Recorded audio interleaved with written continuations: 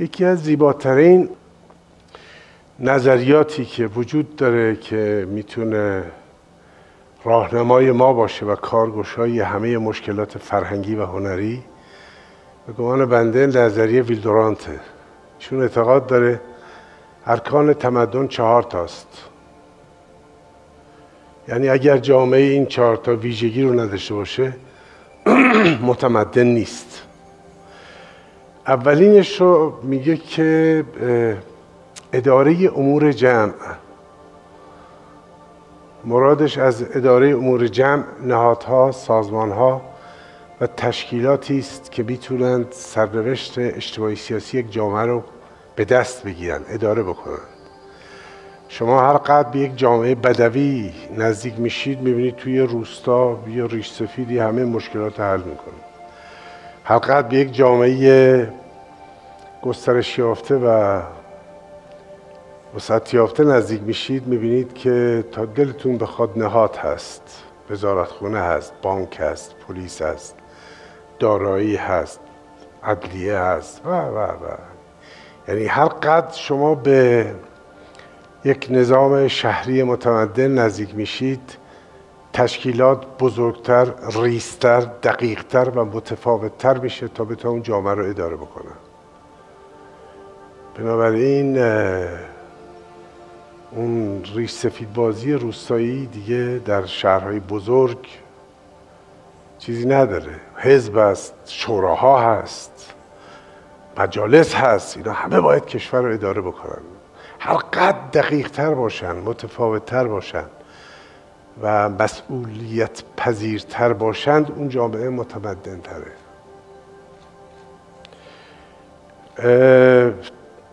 دومین چیزی که ویلدوراند اشاره میکنه میگه معیشت یا کار، پیشبینی اون چیزایی که یک جامعه بهش نیاز داره. شما فکر کنید در جایی مثل تهران فقط یه روز برق نباشه زندگی به پایان میرسه. یه روز آب نباشه،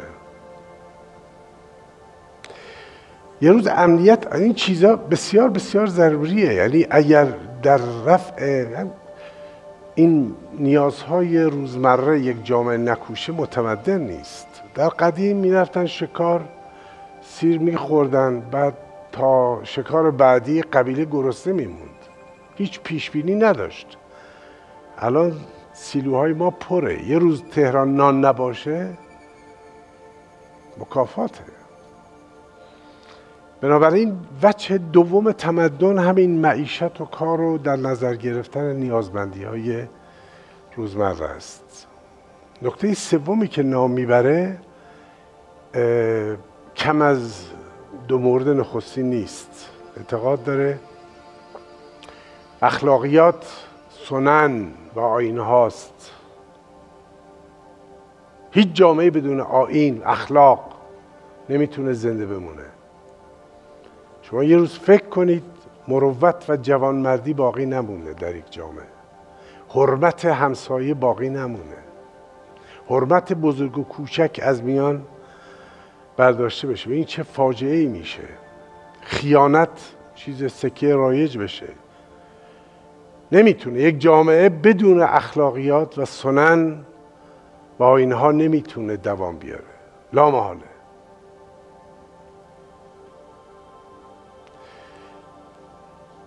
نکته چهارم که از همه اینا به قول ویلدوراند مهمتره و حتی اعتقاد داره این 3 مورد نخست مقدمه است برای پدید آمدن این وجه چهارم. اعتقاد داره فرهنگ و هنره. اوج شکوفایی و تلاش یک جامعه برای دستیابی به این فرهنگ و هنره. همه این 3 تا مقدمه است. من یک جامعه بدون فرهنگ و هنر رو میشه متمدن نام گذاشت.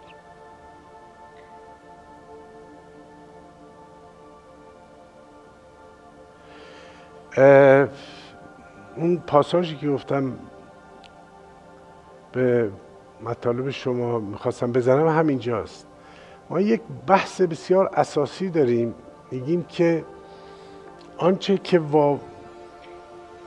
ما رو به استقلال میرسونه صنعت و اینا نیست، برخلاف این چیزایی که حرفشو میزنن.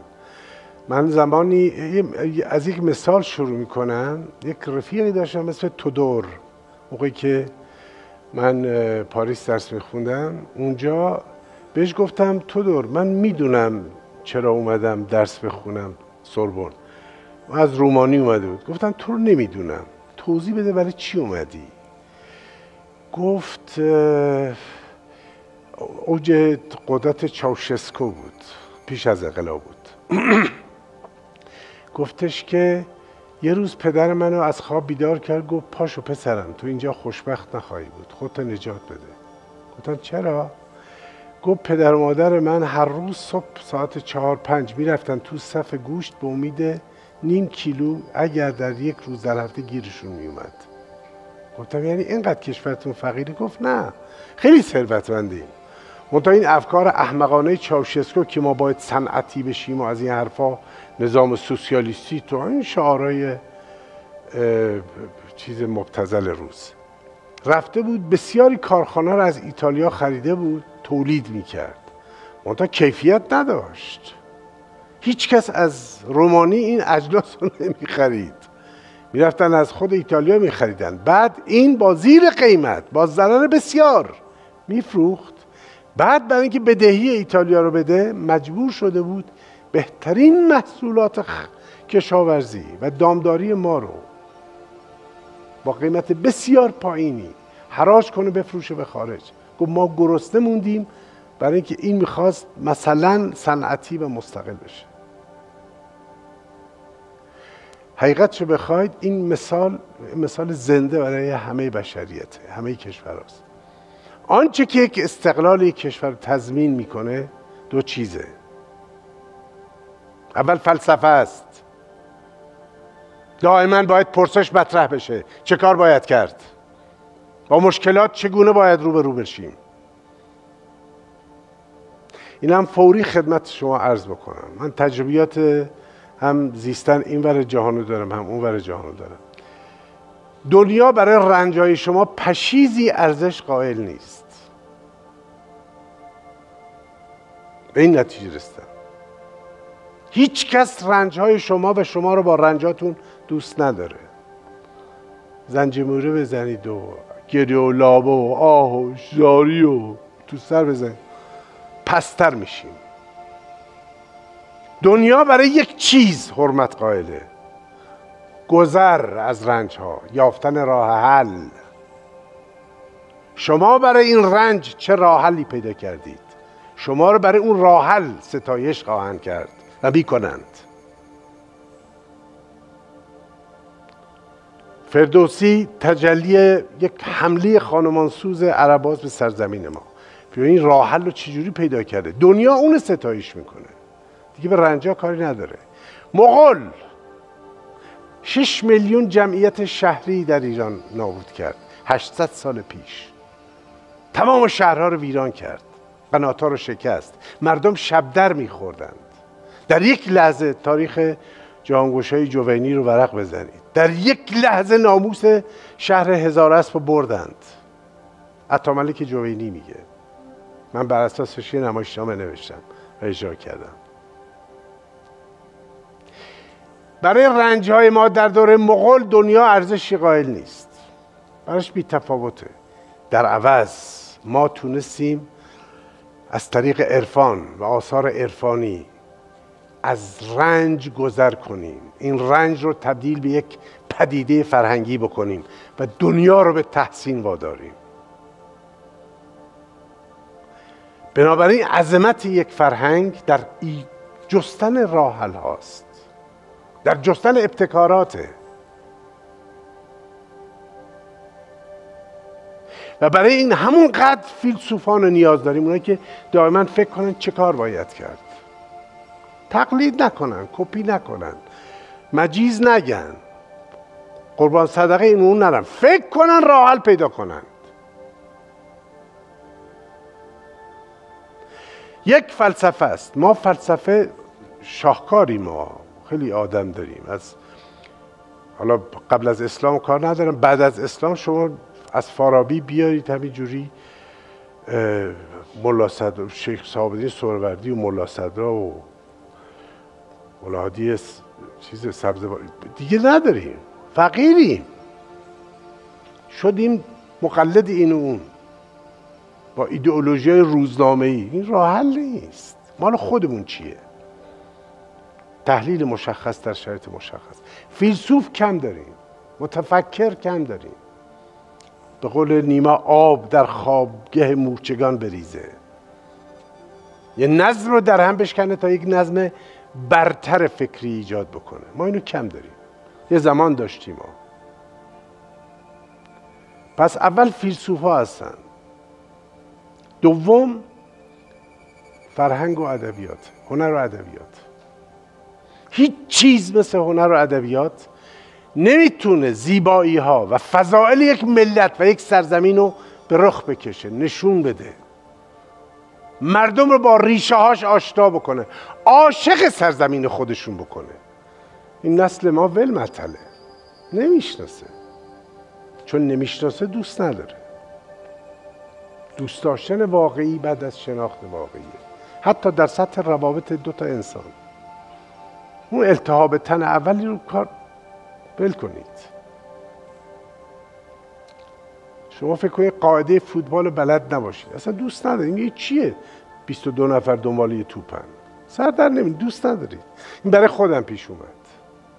من یکی از این خاطره همیشه به نیکی یاد میکنم. یک رفیقی داشتم داوود، پاریس درس میخونیم، اومد خونه ما، بلافاصله تلویزیون روشن کرد. گفتم برای چیه؟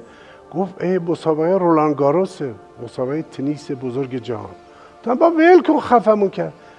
گفت تنیس دوست نداری؟ گفتم این چیه؟ گفت بلدی؟ گفتم نه. گفت بشین. 10 دقیقه توضیح داد واسه من بازی تنیس چجوریه، چند سته، هر دفعه چند شمارش، چجوری عوض میشه. گفت بشین. نشستند. عجب بازی جذابیه. دوست داشتن واقعی پس از شناخت واقعیه. اگر مردم ما، اگر جوانای ما وطنشون نمیشناسن، برای که اونو نمیشناسن، برای که ما کم کاری کردیم، مدیریت غلط بوده.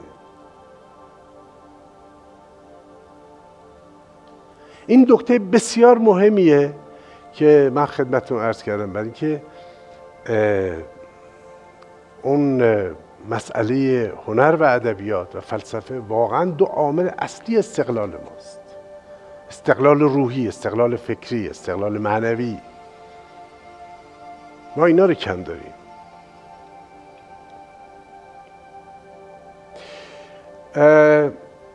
اجازه بدید حالا که به اینجا رسیدم یک صحبت مختصری راجع به فرهنگ بکنم، برای که من از جناح فرهنگ اومدم و کارمه، تخصصمه. عرض به حضورتون، موقعی که راجع به فرهنگ صحبت میکنن معمولا فقط ادبیات در تصور آدم ها نقش میبنده، در حالی که اینجوری نیست. در آخرین پژوهش‌هایی که اهل فن کردند در اروپا به این نتیجه رسیدند که فرهنگ 3 شاخه اساسی داره، یعنی 3 بخشه و هر کدوم از این بخش‌ها نباشه 2 بخش دیگه هم فلجه. موقعی که صحبت از فرهنگ میشه میگن عمل، اندیشه است و احساسه. به هر حال زیر عنوان عمل فوری توضیح میدن که عمل چند تاست. اولین چیزی که برمیگرده به مسئله عمل، اون چیزی است که فرانسوی‌ها بهش میگن کمپورتمان کلکتیو، یعنی رفتارهای جمعی. ما بعضی از رفتارهای جمعیمون ضد فرهنگیه. ماشین چند میلیاردی میخریم ولی هفته به هفته پیراهنمون رو عوض نمی کنیم، چرک داره. زنمون رو میزنیم، بچه‌مون رو میزنیم، تحقیر میکنیم زیر دست. اینا رفتارهای جمعیه، این ضد فرهنگه. شما نمیتونید بگید با فرهنگم ولی بچه‌تون رو بزنید، زنتون رو تحقیر بکنید، حذفش کنید.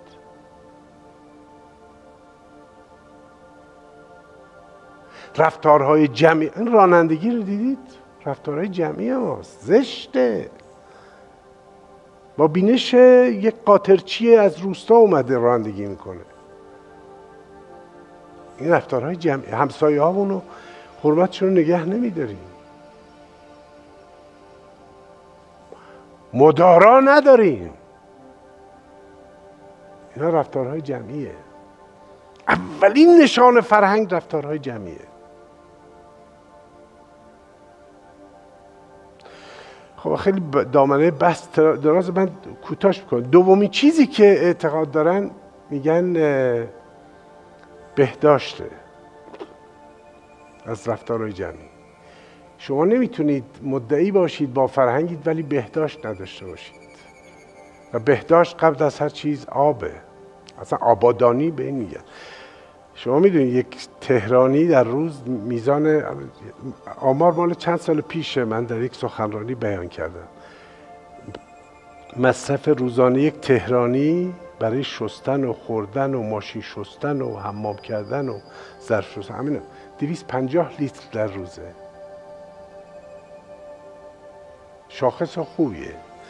منتها من دعوت کرده در زاهدان میخواستن یک چیزی را بندازن، توریست بیاد اینا، گفتم دست نگه دارید، شما زیربناهاتون لنگه. میزان سرانه یک زاهدانی چند لیتر در روزه؟ نمیدونستم. من با آمار رفتم 3 لیتر. شما نمیتونید با مصرف روزانه 3 لیتر فرهنگ داشته باشید. و رفتم تو بیمارستان، فقط تلاشم این بود دست به چیزی نزنم، رفتم فقط ببینم. شبا تو کوچه بر سر خریدن آب از این تانکرها جنگ بود، کوچه به کوچه. شما نمیتونید اونجا مدعی فرهنگ باشید. اول آب میخوان، بهداشت میخوان.